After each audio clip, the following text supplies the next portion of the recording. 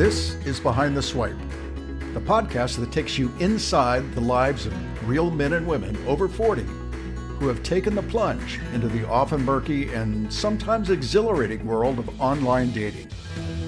Each week, we explore new topics through the experiences and expectations of real online daters just like you. I'm your host, Hoyt Prisock. Join me as we peel back the one-dimensional dating profiles to discover the real men and women behind the swipe. Welcome to this episode of Behind the Swipe. I'm your host, Hoyt Prisock. Have you ever found yourself trapped in the shadow of a failed relationship, unable to step into the light of new possibilities? You're not alone. The emotional baggage from breakups and divorces can weigh heavily on our hearts, shaping our future in ways that we might not even realize. Today, we're delving into a topic that touches the heart of anyone who's ever loved and lost. Joining us today is Dr. Karin Luise, an expert in the field of personal growth and healing. Dr. Karin, with her extensive background as an author and life coach, will help us navigate the intricate process of healing from past hurts and stepping into a brighter future. Today, we'll explore the invisible threads that past relationships weave into the fabric of our lives and how acknowledging and healing these emotional scars can open the door to new, fulfilling connections. Dr. Karin will share not only her professional insights, but also her personal journey of transformation, offering a roadmap for anyone ready to leave their emotional baggage behind and embrace the promise of new beginnings. So, whether you're navigating the choppy waters of online dating or seeking to deepen your understanding of love and loss, this episode promises to enlighten, inspire, and empower. Stay tuned as we embark on this journey of letting go, healing, and rediscovering love in its many forms. I am so pleased to have Dr. Karin Luise here at Behind the Swipe once again. You may remember that she joined us for an episode last year on Is Chemistry Real? And you were a fantastic expert for us. It was one of our most listened to episodes. So I am pleased to have you back here to talk about a topic that I think most of us who have been in multiple relationships over our lifetimes have experienced. And that is, it ended poorly. There was a breakup, there was a divorce, and often a lot of pain associated with that. And it's not only that as a divorced person, you've got to process that and you've got to elevate yourself to a higher level of consciousness about your contribution to that breakup. But there's a high risk of taking that into future relationships.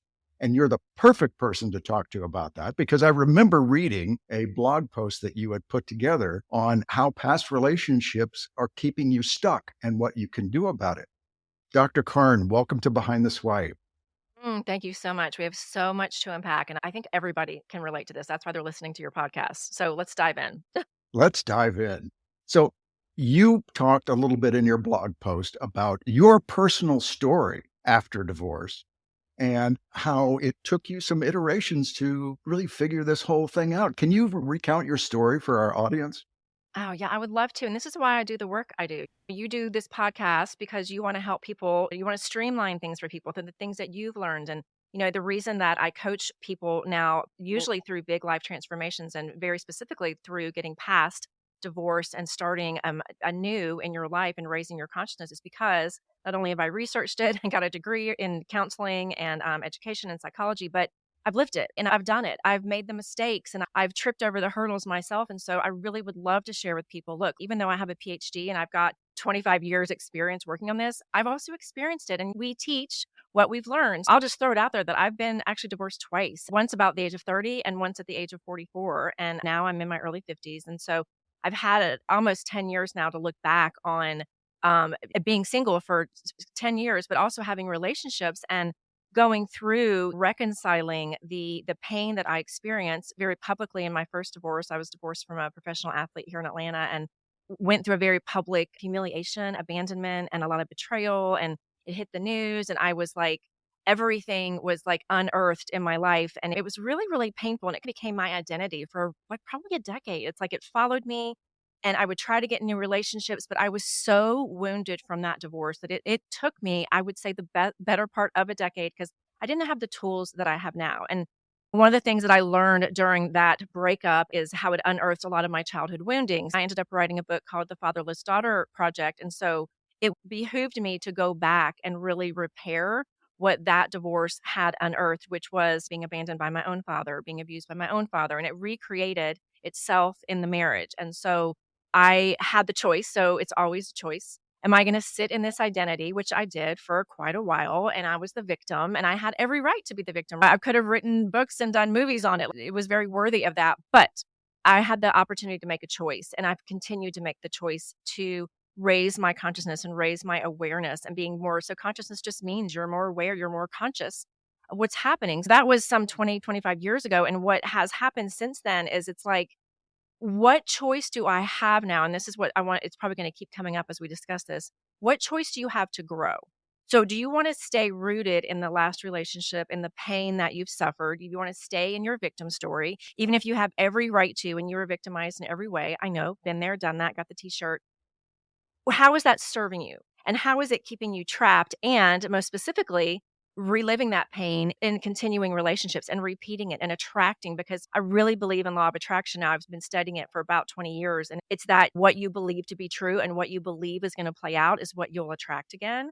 So there came a point where I wanted to be responsible for my own magnetism, which I still am working on. But it's like, if I am wrapping myself with a story, and I listen for this when I work with clients, it's kind of it's a big red flag. And I don't want to say that you're wrong, but it's a big flag of I need help here for me when I'm talking to clients. When if I hear the victim story being told over and over again, and I hear you saying things like, everybody cheats, there are no good guys out there, everyone abandons me, everyone has abandoned me, and you're really stuck to telling the same story, that is the magnetism that you energetically are having come off of your body. And your heart is 60 times more magnetizing than your brain. And so all of that is embedding in your heart, and you're going to be attracting relationships that kind of match that. So I go off on energetics because I can't help myself. You know how I do. I've got to bring the woo woo in. But the point is, are you willing to let go of retelling that story and holding on to that identity and raise your consciousness and grow and create something different? And so that's what I really want to unpack, the steps to recreating something different. And if someone's listening to this podcast, my guess is you are ready. And we're going to give you the steps. So, Dr. Karin, before we get into what people can do with themselves to improve their relationships after a painful breakup or divorce, let's talk about the initial causes of that. Let's talk about what those kinds of pain and wounding are and how they manifest differently based on what kind of wound it really is. Let's then talk about the kinds of manifestations that happen with that, like the negative effects that result from carrying that with you, both internally and externally, because it has effects not only on you, but on potential romantic partners that you might be engaging with. And in the second half of the show, I want to really dig into, okay, so what's a plan of action? If I recognize this kind of behavior in myself, what can I do to get to the other side of this, to get to a better place? So let's go back and start with, you mentioned a couple of things. You mentioned infidelity, you mentioned abandonment. Let's talk about those two. And then let's see if there are others that people tend to carry with them, because you have worked with a lot of clients that have come to you with exactly these kinds of challenges. I love that you want to talk about the wounding, because that's going to offer everybody compassion. And for everybody, that is a place that we really need to feel heard. It's like it needs to be aired out. It needs to be given voice. It needs to be given identity. And that's always where I start with clients. Like, before we move forward, let's talk about why this is here. So when the things pop up again, we recognize those little, like, it's like whack-a-mole, they pop up. We know, oh, that's the little guy. That's the wounding. So you just repeated infidelity and abandonment. So what I've learned working with thousands of people all over the world is that wound of abandonment is the strongest one. Being really, really scared of being alone, whether the person leaves you or whatever factor creates a situation where you are alone, and it could be leaving the relationship. Like, that is what keeps people stuck for the longest. And it usually is traced back to a childhood wound. either actively being abandoned by a parent physically through death or incarceration, just a parent leaving. There are many, many ways a parent can abandon you. Or if it was just an emotional abandonment, like your parents weren't around, or your dad was spending way too much time in his office and nobody even knew what was going on in your world. So when we feel in any way really abandoned to do things by ourselves as a child, and we felt kind of unable to manage our emotions, our sense of safety, when that gets tripped again in a relationship, and I'm speaking out of my own experience as well, the wound is really, really deep. So I want to just reach out and give everybody giant hugs because this is so relatable for people. It's something that people don't realize. I have a client right now who every time she and her husband, and she's on her second marriage, they get in a fight, she immediately plans an exit plan for packing her bags and leaving, and what we've identified is that she wants to jump and run because she's so afraid of being abandoned that she goes ahead and creates an exit plan so she doesn't get abandoned, and it's because when she was little, she was given up for adoption and then was raised by a family who the dad died when she was really young, so she was abandoned again physically, and then her mom died when she was in her 20s, and this this experience of abandonment as a girl growing up and even as a young woman, there's a sense of safety that when people stick around, that is part of our innate need as children. You have Maslow's hierarchy of needs, and right after air, food, and water, you have security and a sense of belonging. And when we are in sense abandoned by a parent, that next need of survival, which is security, gets ripped from us. And so when we don't have that growing up, and I can't tell you, Hoyt, the number of people that can relate to this, you will subconsciously then in relationships do things like try to leave before you're left or immediately create a fight or just there's many, many ways that people will react in fear, right? I used to get like crazy. And now I recognize when I start getting the tipping point because I recognize, oh my gosh, what I teach people to do now is really recognizing and voicing what you're feeling because if you can just air out, wow, like I just got tripwired because this actually, yes, my last husband left me and abandoned me. The reason why this is such a deep wound for me is actually because my mom died when I was younger. My dad abandoned the family, or I found out my dad had a second family, like whatever it is. And it happens so often. And then really taking ownership of your own playing out of that emotional wound. The other wounding is the infidelity wounding, and it's very closely tied to that abandonment wounding because really in betrayal, there's a sense of abandonment. So those two are really, really close. And what happens with the betrayal wounding, and I've done that. I mean, my first husband had literally hundreds of affairs. It was like I went through it exponentially. There were babies. I couldn't get pregnant. When I went through that again I mean, it was such a deep wound. I didn't want to live anymore. That's how bad it was. But I also in therapy in my own work, I knew that it went back to my own childhood. My natural dad gave me up for adoption to a stepdad who abused me, and I was abused inside the home by multiple people. Like, I know my shit, right? Like, I know I'm so much healthier now, but back when that happened, when I was about 28 to 30, my first divorce, like, I wasn't nearly where I am now. And I ended up just going into such a dark place and just acting crazy. And the marriage just got really chaotic. And when you're looking at the betrayal wound, what is under it is I'm not good enough. I'm not worthy of love. So for me specifically, having a father who betrayed my mom, we found out he was having multiple affairs. My stepdad, he was abusing me. It was very wide and deep. But the point is, when it happened to me again, that wound of I'm not good enough. Like my whole childhood, what I wanted, what came out of it was, why didn't you pick me, dad? Like he eventually abandoned our family. My stepdad did. And my real dad had Hmm. given me up, right? So the wounding was, why didn't you pick me? So that is what gets tripwired, right? So when there's infidelity, if you have a deep wounding from childhood and you're playing it out again, that is what is hurting in you. Why did you pick someone else? And so as time goes on, what I've learned is that infidelity has nothing to do with you and your value. It has everything to do with the other person and whatever is empty inside of them, right? And so Hmm.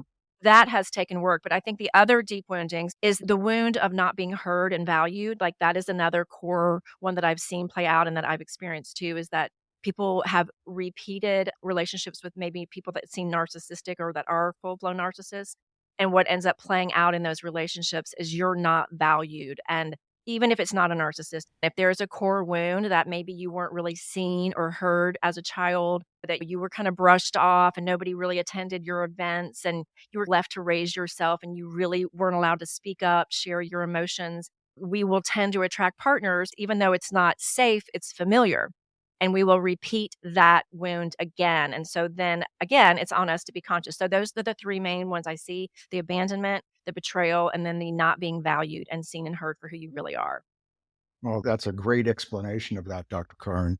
Let me ask you, because you made an interesting point here as you were explaining that all of these after effects of these behaviors are operating on a subconscious level. Yeah. So it's not like you're consciously choosing these behaviors that are undermining your success or your happiness. These are happening underneath. Oh. And so if you can't recognize them, then you're destined to repeat those. Can you talk a Yeah. little bit more about that? Yeah, well, that's why this conversation is so important, and I'm hoping that people are having aha moments.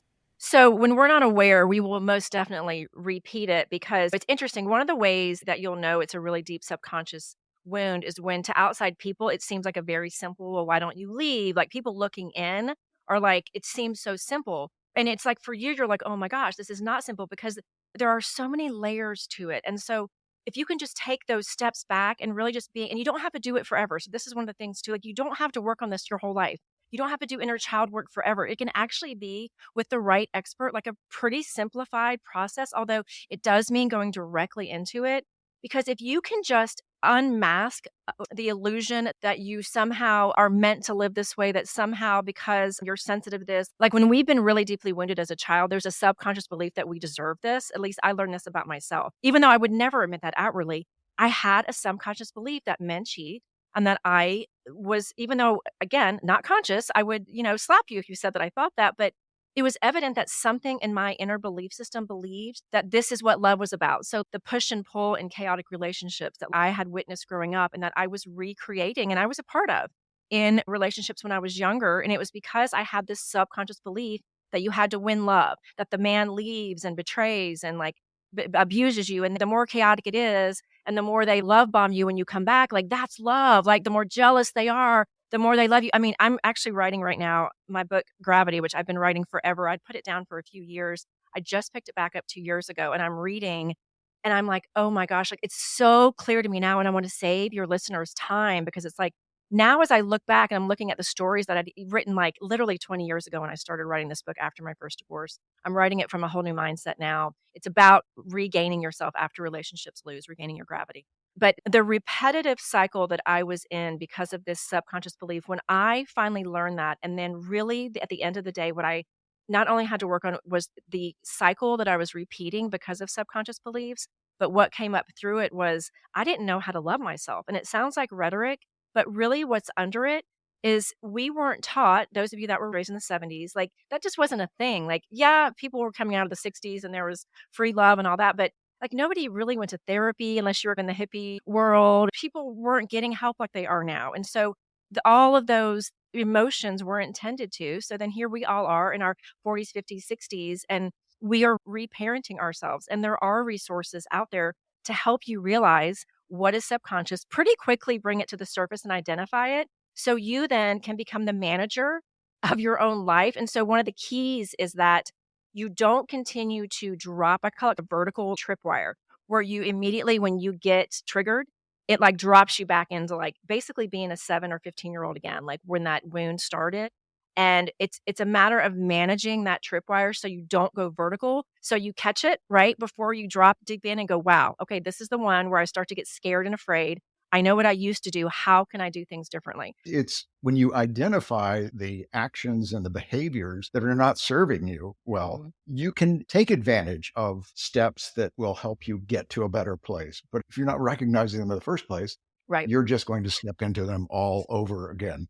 I was just going to mention that it's interesting that you talk about the therapy difference in Yeah. generations here, because I've been referencing this Singles in America study that Match.com does every year. And one of the big findings that I was surprised by, and I guess I shouldn't be surprised by that, is that in our generations, we all thought that if you were in therapy, you must be broken. There was Yeah. a stigma attached to that Especially for nobody men. wanted to admit to. And so very few of us went out to actually get the help. And God forbid we ever tell anybody Yep. that we did, because we would be judged that way. And so I think that's a generational thing. But when they were asking the generation of people that are 35 and 25 about this, they're saying, I'm not going to date anybody that hasn't been in therapy.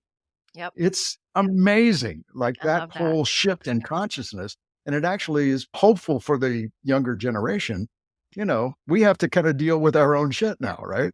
Yeah, for sure. And I'm glad you brought that up. It's 10x for men, the shame around because there's an idea that something's broken. The metaphor I always use is I'm like, look, you have an accountant helping with your taxes, you have a lawyer that deals with your stuff, you have someone cleaning your teeth. You've got all these professionals out there that you pay, that you visit regularly. This is a huge component in your life. It's your soul work. It's your emotional body. And I can't tell you how much it helps when you have done the work on recognizing and coming into your own ownership of what the issues are and you actually resolving it. I mean, I will tell you, Hoyt, it is a requirement for me too now, being single in my 50s. I will not date anyone that hasn't done some kind of work, that hasn't opened up something. Honestly, I have a requirement that you have to have gone through something really big or you're never going to get me. And Yeah. you have to face some big loss in your life. In my 50s dating, and you have to have done something where you've raised your own awareness and raised your consciousness, and then wanting to continue to grow. Because if not, we're not going to be a match. Because when you're stagnant, especially if you're still blaming everybody else for your issues, because that's the other part of it. When we're stuck and we're not conscious, there comes a point where we're blaming other people constantly. So if I hear someone telling me that every one of their exes are crazy and there's just everything is about blame, they haven't owned. There are two sides, right? There are two sides to every story. The truth is probably somewhere in the middle. And I own that too. I've come to such full circle in my past relationships, the way that I talk about them, than I have in the past. And I really want to empower people to understand the more conscious you are, it's sexy as hell when you're like owning your stuff. And the right person that is ready, that's also done it, is going to think that that's amazing about you. The person that isn't owning it up and doesn't want to talk about their own shit is not at your level. So the great thing is that even though it makes the dating pool smaller, you're going to be attracting someone that is at such a higher state of consciousness, and your chances of repeating it become nil because you've got new requirements yourself. So there's my extra dating advice for dating in your, on the rebound. Yeah. That's great advice. That's great advice. So let's talk about the impact. We talked a lot about the impact on you for Yeah. carrying around these wounds that you tend to repeat. But let's talk about potential partners. I know for me, one of the giant red flags in dating was when a woman would talk incessantly about how bad her Yep. ex was, about how terrible her marriage was. Because what you were talking about there is exactly the point. They clearly haven't done enough work on themselves to take at least some ownership. Were they wrong? I'm sure they were, but they were complicit in this because of their behavior. And the evidence that represented a red flag for me was, well, they clearly continue to be. So can we talk more about those yeah. behaviors and how it impacts other people and how it's potentially repelling exactly the kind of person that you might want to meet? It's so true. And I've done it. I've done it. I did it out of my first marriage. It's funny. I look back and I'm like, I remember specifically sitting across from a guy and like the entire dinner, I literally talked about my ex-husband the entire dinner. And I mean, I look back on that and I'm like, what? But I wasn't ready. Right. And it's not sexy. Nobody wants to hear it. So here's the thing. I think that yes, there's a repellent, but it's also a sign that you're not quite ready. And I know that makes you probably want to slap me if you're still there. Here's kind of a thing.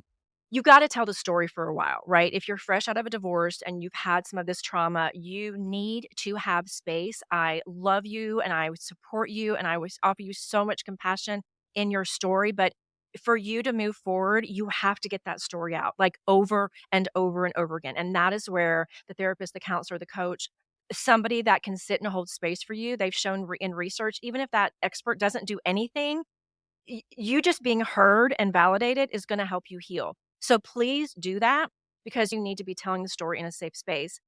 And use dropping all your F bombs and just doing it unabashed without filter is so that you can get those emotions out and name them and to process trauma. That is a necessary stage. Please give yourself that time because you've got to exhaust it until you know what's happening when you're telling the story is your mind and your heart are trying to understand what happened. Because when you've been wounded like that, you're stuck because you can't make sense of it because you would never do what that person did to you. So you've got to retell the story so that your head and your heart can find a way to meet each other again because they've been completely shattered and separated because your mental and emotional body is haywire. Okay, so let me Mhm. just say that.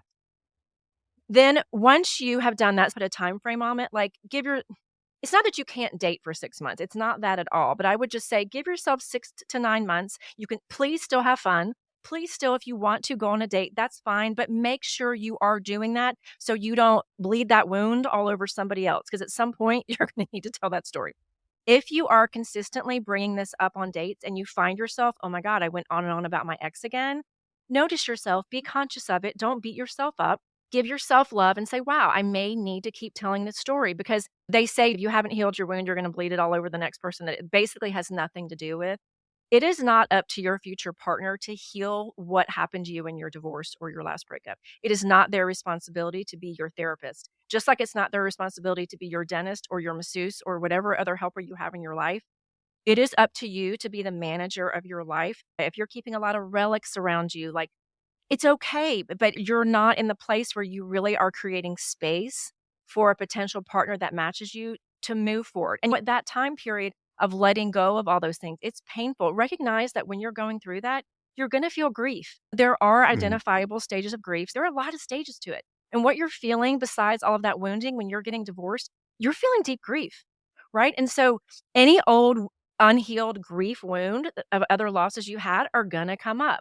Honor yourself because that next person, you want to create a relationship with someone that has also done their work, that isn't looking to you to be their therapist. Because when you're starting, and I know because I've done this, I've had to really start being a therapist myself and a trained therapist, a counselor, a coach. I have to really police myself because I naturally fall into that role with men. And this has just been the past few years where I've realized because then later I end up resenting them because I've like become their therapist slash mom, whatever, right? So I literally will stop myself on the phone with men when I can hear myself getting into it. And I'm like, damn it, I'm starting to become their therapist again. And I will literally pull myself back and I turn the conversation to where I give them more ownership over figuring things out. Not that I don't support them, but you guys know what I mean. Like that makes sense where it's kind of like we're here to be on the same wavelength. We're here to help each other, not for one to then fall into a role. If you've had a role in relationships that you later resented, be really aware that you don't want to create that again because it causes that imbalance. So I know I've gone off on tangents, but I feel like people really needed to hear that because it's a really natural thing. So the main thing that I would say as you're realizing that and you're becoming more consciousness is how can I do things differently to grow? Because you want someone else that's grown. So for you to attract that, do the work to grow yourself and to become more conscious and responsible for your stuff so that you're not entering a relationship that mimics the chaos that was in your last one. I have so much to say I on this, love Hoyt. that. We've talked a little bit about how you need to talk about it. You need to get this out of you in a prospective romantic relationship. Let's say you've begun to recognize that you've got these behaviors, but it's a fine line between oversharing and undersharing. So how do people navigate that? Yeah, it's such a dance, right? It's such a dance. And I'm still doing it myself. We're all doing it. I think it's checking with yourself. So there comes a point when you're starting to come into union with somebody where it's become past dating and the relationship is becoming more concrete to where honesty is really important. You know, there is a time when you definitely should be sharing, hey, here's what's happened to me. I think it's really important to share what you're afraid of and unpack that with people without making it your identity. Here's the thing that I would say to myself as I'm dating. It's like I want to share it from a place of being vulnerable and saying when it's appropriate, not the first date, not the second date, not the third date, maybe a couple months down the road, just being like, here's the deal. Like when you want to start sharing and opening up, you know what? Like last night you got a call and you left the dinner table. You know what's funny? The first thing I thought of was maybe that was your ex or maybe you're dating somebody else. And it made me a little afraid. And I really want to own that.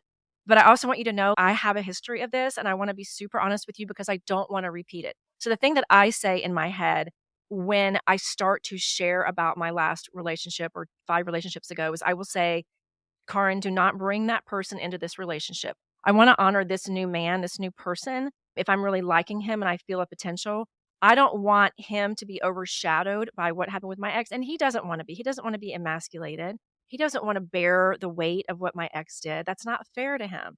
So I stop and check myself. Or am I bringing my ex into this relationship? Because we don't need the three of us in here, right? And that is a big thing that I see people do because they're always blaming, or if you're having interaction with your ex because of your kids, just check yourself. For me, one of the things that I do, and I work with clients on this daily, what is your intention? So when you're bringing it up, so when we're talking about sharing and oversharing, just stop for a minute, just pause. And as you continue to implant this kind of practice in your head, you'll start to do it more naturally. Pause and say, what is my intention? What is the reason why I need to bring this up?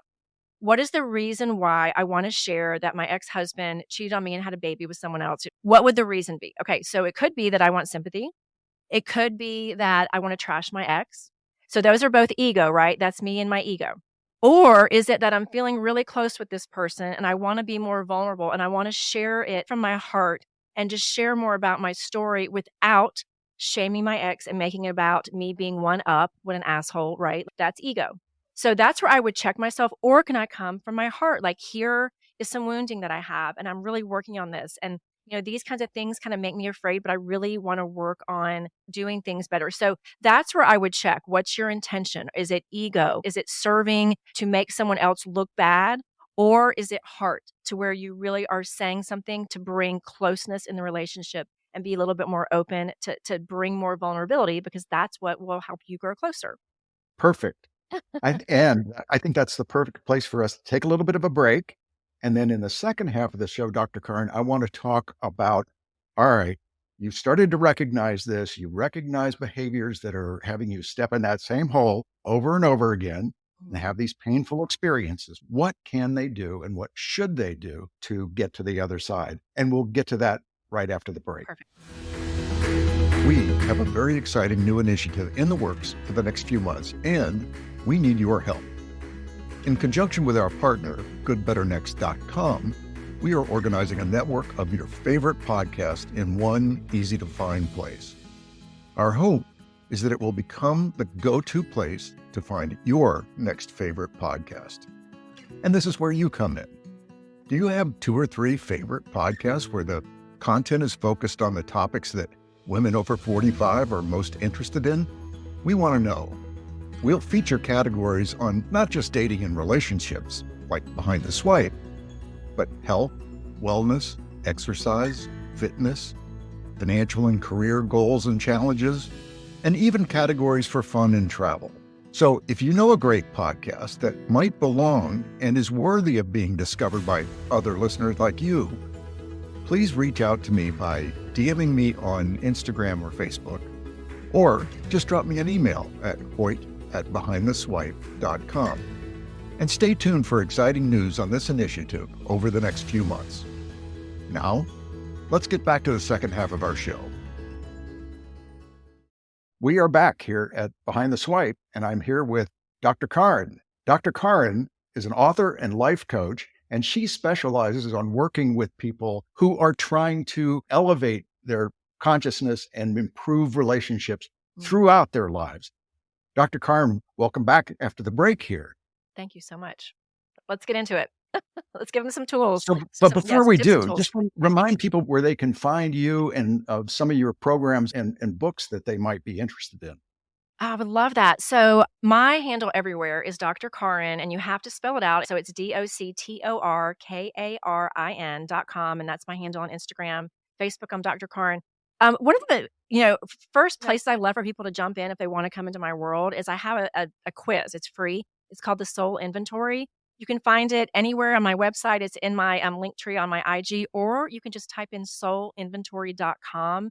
It's a free quiz to have you look at. It's like a 12-point assessment of where you are in your life, where maybe the gaps are, where you're killing it, and where you can focus moving forward. So I would say if you just want to check out my work, that would be a great place to jump in. And if you're interested in working with me, there's also an application to work with me on my site. And I love having new people come in my tribe through podcasts like this. So if we resonate, let me know where you found me and let's connect. That's perfect. And I think that's especially important for people to know because we're laser beam focused on one particular area today that you happen to also have personal experience with, but you work with people across a broad spectrum. So I wanted to make sure that our audience really understood that. All right, let's get back into this topic because I'm totally into this.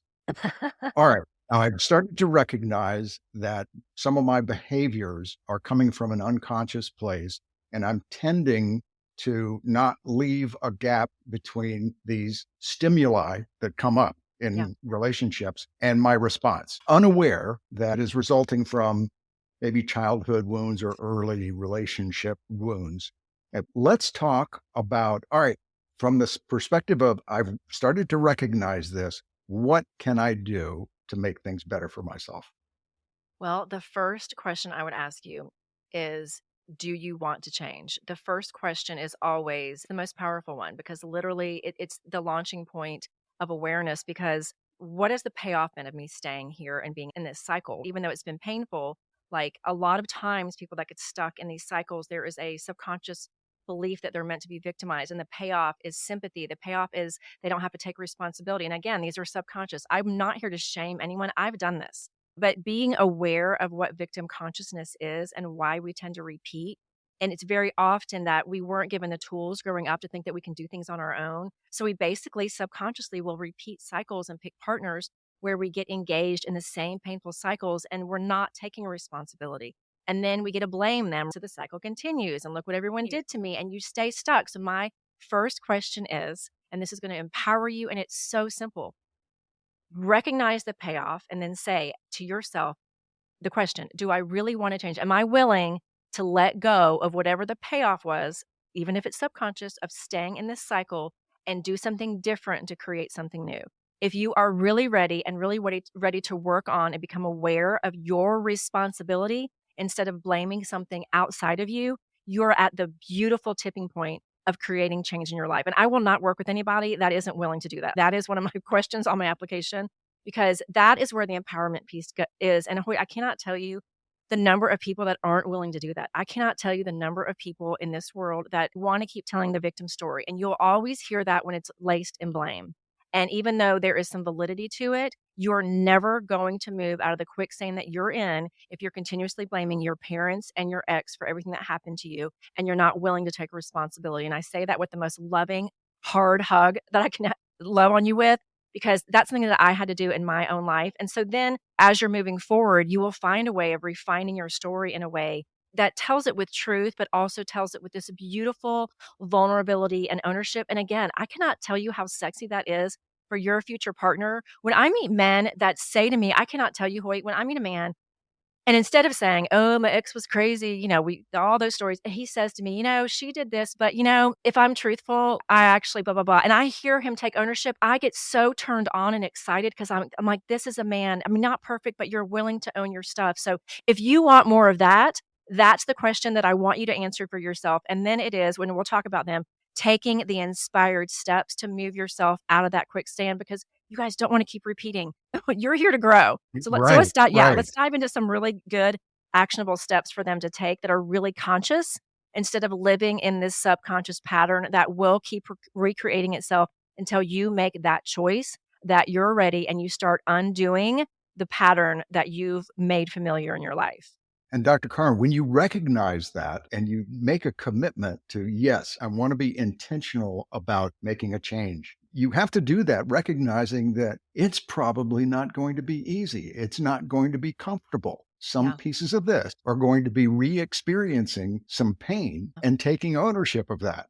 So how do you prepare somebody for it? How do you couch the journey for them that encompasses how difficult it's going to be to do that? Yeah. And still maintain that encouragement?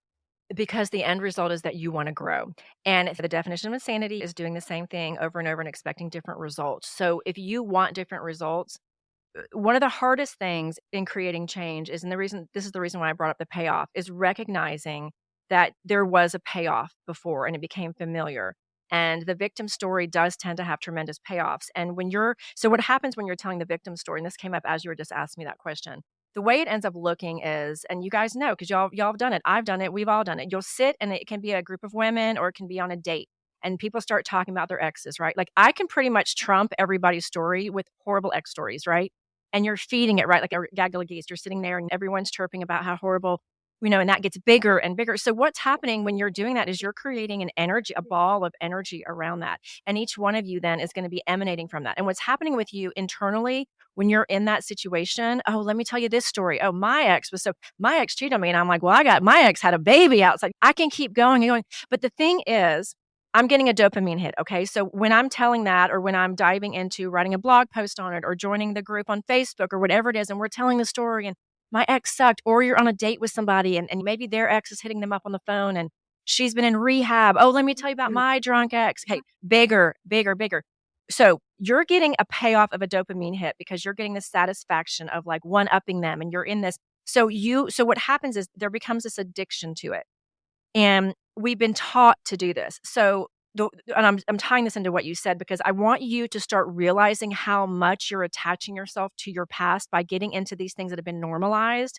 And it is these conversations, whether it is live or it's virtual or it's in these Facebook groups, and you start going off. I have to catch myself. Like I'll see something like a post on a narcissist. I've been married to one or two.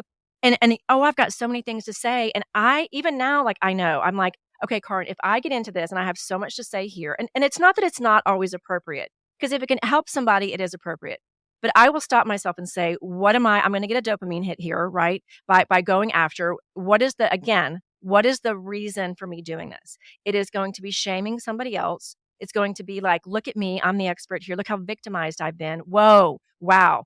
Now I'm conscious that I'm going back to that victim story. I'm feeding that same thing. So I want you to recognize that there's a familiarity to blowing these stories up that our bodies have been used to doing. So the part that ties to what you just said, which is it's really uncomfortable, and you're not going to get the dopamine hit when you bow out of these conversations. So that is the catch. Am I willing to not one up everyone's story? Am I willing to walk away or shift this conversation?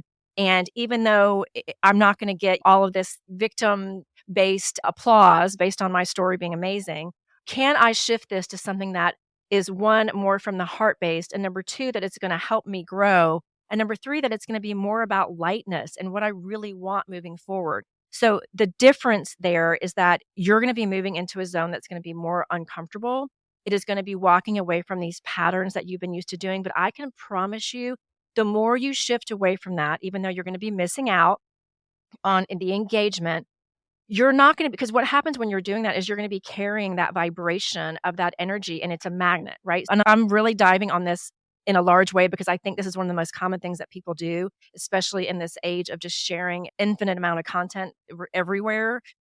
If you can stop that one thing, you're going to be doing such a service to yourself. And what you're going to notice in your life is that then you're opening up space, and you're pausing, and you're opening up space for something different to come in. So yeah, you're doing something different. And that is how you create change. It is uncomfortable.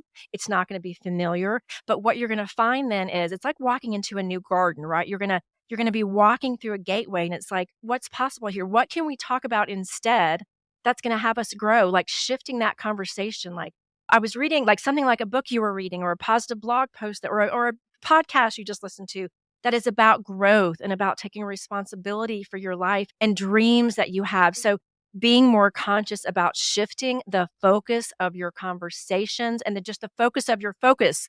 How many podcasts you're listening to, or not even that. Yes, podcasts, but blog posts or anything that feeds that old monster that keeps you looking at how horrible the world is, how horrible your ex is. Start practicing and recognizing how much, because that monster is feeding itself off of your engagement and your focus. And that would be the first place that I would start. I hope I drove that home because it's really important. No, absolutely.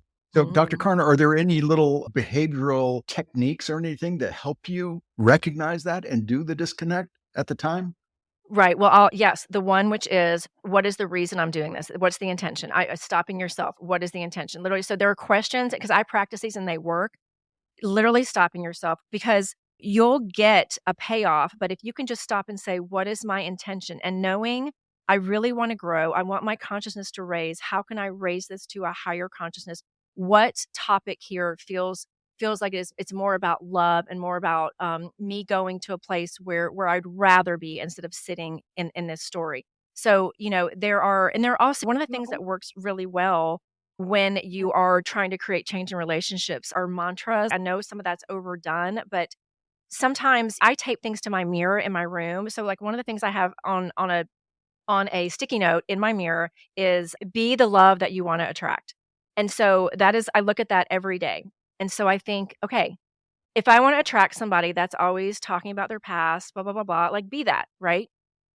I don't want to be that. I don't want to attract that in somebody else. So for you to attract what you desire next, you have to become it yourself.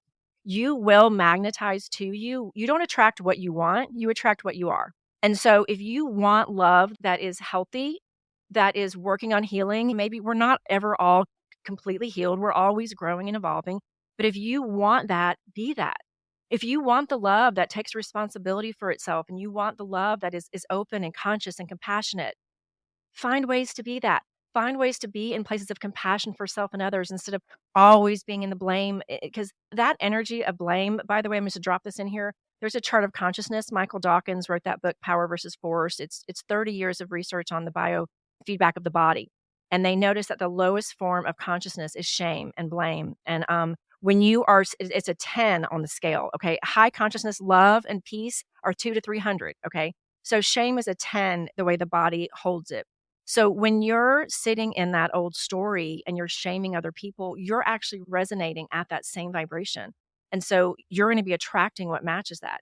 If you want to attract love and peace and compassion, and you want to attract that 1, 2, 3, 400 man or person, partner, whoever you want to attract, emanate with that. And so that's going to be a conscious, again, the word conscious. It's like putting up, like, it's like, I would envision it like changing the tracks, like when a train comes up and they put those little things that change the tracks and they go to the right instead of the left. That's what Yep. you're literally, I would picture that in my mind. And I work with clients. How can we change the track that you're about to go on? And so a lot of it is those intentions, but it's a matter of also getting in the way of those automatic thoughts. So this is work that you can do in therapy and counseling. Like, what am I automatically thinking? Again, how can I change the track? How can I replace that thought with something new? And that's deeper work. But the cool thing is, once you're conscious of it and you practice it, it starts becoming natural. And you start to realize, wow, I was so engaged in these activities that I was literally recreating this in my life. And the beautiful part of that is you're empowered. You can literally create and attract whatever you want next, but you have to become, not you have to, you get to become that first. And I will tell you, you'll be the sexiest, hottest person on the market. Your pool will get smaller, but it'll become such higher quality. So now we've gotten to the point where we recognize the value of that. We've stated an intention. We've learned how to disconnect some of those behaviors that had been automatic and question them in ourselves. But there's a journey then that comes back to, you've got to tell that story. You've got to go into that pain in order to come out the other side. And that's a much larger topic than we have time for today. But I'd love for you to walk through what that journey looks like for many of the people that you work with. Right. So if there is trauma and if there is deep pain within you, so it's energy, right? Those are emotions, and energy in your body. Emotions in your body are energy in your body, and energy's natural state is movement. Energy is not meant to sit still. So it is our choice, but I see it as our responsibility to move that energy through our body. So now I work much more with energetics. My PhD is in very deep psychology, and I've studied all of the different modalities, and there's beauty to all of them. But what I really want to impress on you guys is that if that energy, that emotion is still stuck, it wants to be validated. That's why that is so important. Recent research has shown that and I'm not talking about deep trauma, but if an old emotion comes up, if you would just sit in that old emotion for 90 seconds, literally, there's that book, The 90-Second Rule, that just came out. If you would just validate it when you're triggered, and this is work that I do. I just did this yesterday with myself when I had a really bad day, and I sat and I had a really good cry, and I just started speaking. I am angry. I am scared. I am so effing mad. I'm so I feel abandoned. I feel isolated. All of that old stuff, right? And I moved it and I cried. And see, I know how to do it now on my own because I have worked with experts. But that is what's so beautiful about getting counseling or coaching. Again, you don't have to stay with it forever. If you would just tell the story, that energy wants to move. Those tears that you cry over old emotion, it's different than the tears that lubricate your eyes. They actually have like pain killing components to them. They are there for a reason. Move the energy. But the next step is, after you've moved that energy in beautiful work that you do with yourself, with an expert, you don't have to stay in it. The piece that I've learned so strongly as we've raised our consciousness is that pain is inevitable, but suffering is a choice. You're not made to stay in suffering. Just because things happened to you when you were little, or your ex abandoned you and had another family with somebody else, horrible story. You are not meant to stay in that suffering. You have so much power over your life. You can choose to do that, but that is on you. You can also choose then to do that work, move that energy, express it, give it voice, give it words, write it out, journal it out, move it. Move it. That's my whole thing. Like I have letters on my computer. I have a letter to each one of my ex that I've never sent. I'm never intending on sending. But when I was in that first 6 months and I was so effing mad and things would come up and I was triggered and I was in that like purge, I got to talk about it. I went to my computer and I just, because I'm a writer, I sat and wrote. I didn't hold back.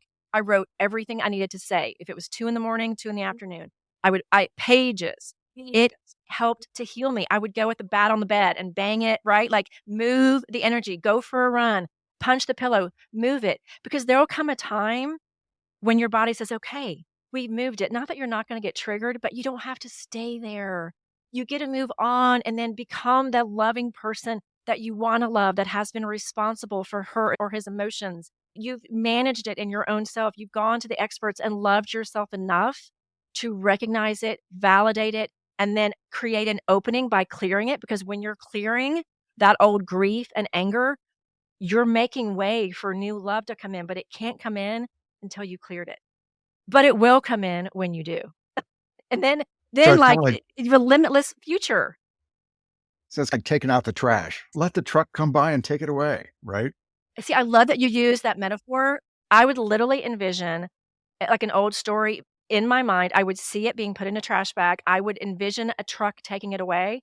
And then anytime I would try to retrieve that old paint, I would say to myself, I can't. It is in a landfill and it's buried and it's been burned. And I literally would say to myself, you can't get it. And I would just like pop myself and move forward. I mean, things like that, that everyone has little things that work for them. But yeah, and then you get to move forward, but you can't until you've cleared it. And it doesn't have to Oh, take forever. Have I said that yet? that's perfect. So now you've done the work, you've gotten that out there. Let's talk about what that process, the result of that process does and could mean for your life as contrasted with where you might be today. Oh my gosh. You get to create a life where you get to feel something you haven't felt before.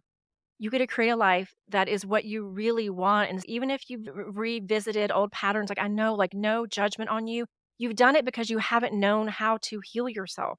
You've done it because you were not given the tools. So having so much compassion with yourself, but now if you're listening to this, you have the tools. So you have a responsibility and you're here for a reason now to tend to yourself, because once you take that responsibility, you can create a life and a love and a partnership. But the first piece is you have to find that with yourself. You have to. And it doesn't have to take a decade. It can take a few months, but I found that, so in this latest version of my singlehood, like that has become so clear to me than ever before. I'm like, I am so in love with myself that honestly, like having a partner, although I would love it, like I'm okay. I love myself and accept myself so much. And this is where I'm always trying to get my clients to. Once you find that in yourself, you're going to find a partner that then honors that in you and they honor that in themselves. Yes, your dating pool is going to be smaller. Thank goodness, because you're not going to be willing. Like now when I'm swiping, even though like I'll see a guy that I'm like, oh God, he is so hot, right? Like I'm like, God, and 10 years ago, I would have been all about that right swipe. But now I look at it and I'm like, all right, now I can tell, I can feel the energy now because I know how to do that. And in his answers, I'm like, this dude has done no work. Like this dude is so not actualized. I can tell there was a shallowness to it. As much as my physical body would love to go and like play with that guy physically, and I'm just being real. I know now, no, because I want someone that is in this higher version of consciousness of themselves. So I date now with so much more intention. It means I have less dates, but it's okay. I don't want to go through repeating trying to fix somebody. And so the cool thing is when you ask about potential, I know now that when someone shows up and I have these guardrails, these parameters around what I will allow in my life, it's going to be so much sweeter. And I'm willing to wait. I'm good. And I know that there's going to be such a beautiful, like I can feel it. I can feel it. So now I like do all this beautiful energy work around like calling him in, and I can kind of already see him and feel him. Like you get to do all this. If you're into the woo, reach out to me because I love doing that. Like I'll meditate and just like see him and feel him. But really, what it's about now is I feel like so much love within myself that like that sticker on my mirror, I get to emanate with the love that I want to attract. So even if he's not here, I already feel it. That is the sweet spot. So in doing that work, you're not going to walk around feeling that pain anymore. You're not going to walk around feeling that emptiness that you think somebody else needs to fill. That's the kicker. Because the more you're trying to get someone else to fill that spot and heal you, it's never going to work because they're coming to you half a person. You're trying to be half a person and complete each other. No. Like the more you can complete yourself and the more you can continue to grow and act with intention and share with intention, the more you are filling that cup inside of yourself and you will attract a person then that has also done that same work. So the answer is you get to create a relationship that is such a beautiful match to you and you're not going to be in such haste to do it because you feel so full in yourself that you're sitting in so much joy that you're good. Honestly, I can say it because that's where I am. And that's the kind of life that you really want to live, whether somebody's in it or not. And then that person comes.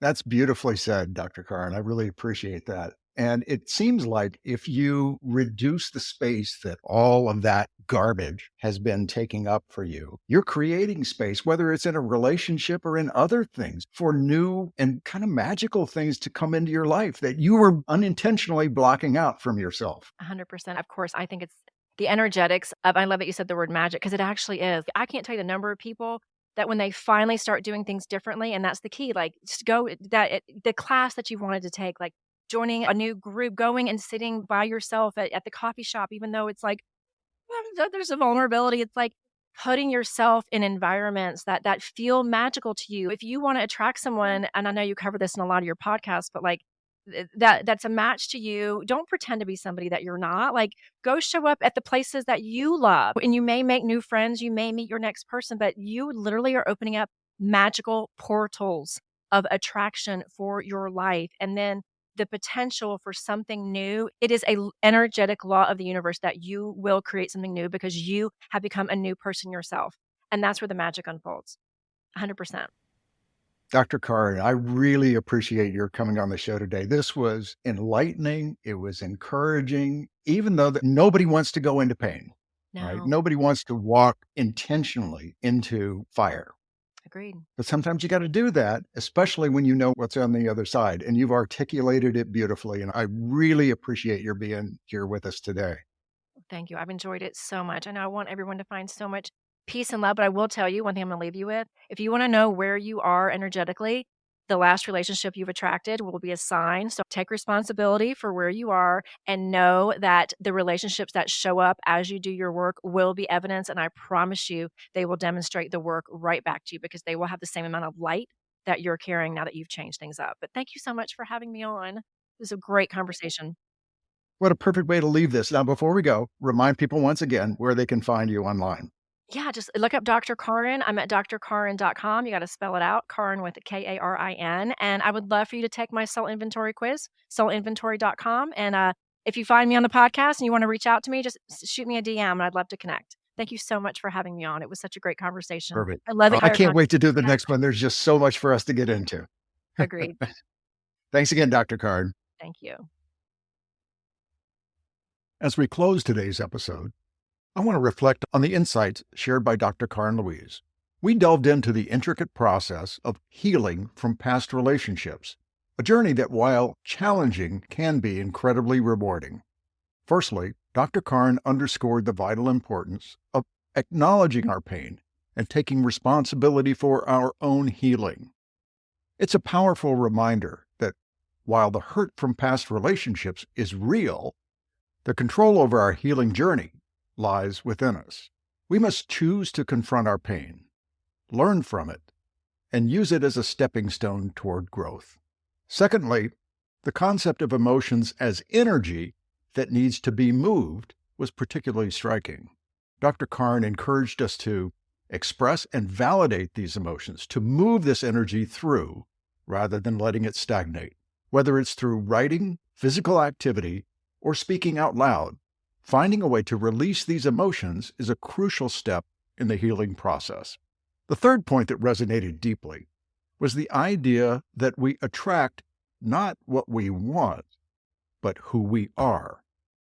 This notion invites us to raise our own consciousness and embody the love and qualities we seek in others. It's a call to action for self-love and acceptance, to become a magnet for the kind of relationships we desire. And lastly, Dr. Karin spoke about creating space for new beginnings by clearing out old emotional wounds. It's a poignant reminder that letting go of the past isn't just about moving on from old relationships. It's about making room for new experiences, for love that aligns with our highest selves. As we wrap up, I hope you'll take these insights to heart. The journey of healing and growth is a personal one, but remember, you're not alone. We're all navigating these waters together, learning, growing, and moving towards brighter, more fulfilling relationships. Thank you for joining us on this journey today. We'll be back next week with an exciting episode on the neurochemistry of love and attraction with author and love biologist Dawn Masler. Until next time, swipe fearlessly.